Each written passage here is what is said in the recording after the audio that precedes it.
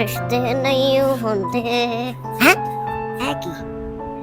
पाकिस्तान ने इंडिया तो कब्जा कर लिया। अच्छा पाकिस्तान च तो रिश्ता लभ्या कोई नहीं, इंडिया चल के कुड़ी ला बड़िया और रिश्ता होएगा और रिश्ता हो नहीं नहीं उसका पूरा भी लग सकता मैं एकड़ा एक दिन दी खेड़ माला ही पई कपड़े कपड़े नहीं फाड़ लेना जल्दी जल्दी काम क्लियर करके मैं अपना रिश्ता करा के वापस आ जाऊंगा। अब्बा मैंने ना वो रोकी ना हैगा पाकिस्तान ने ना इंडिया का कब्जा कर लिया मैं उधर जाके ना अपने वास्ते रिश्ता लभन लगा ठीक है ना बोलना नहीं हो ठीक है जो भी सोचा तुसी अपने बारे सोचा ना तुसी मेरे बारे सोचा तो मैंने लगता ना तुसी सोचना है मैं एवें टूर टूर जाना है उधर जाके मैं सोनी जी कुड़ी लभांगा रिश्ता करांगा उधर वापसी जो आवांगा ना तो मैं तेन फोन कर दियांगा ठीक है तुसी मेरे आंदे हो ना रास्ते च ना ढोल मंगा लेने ने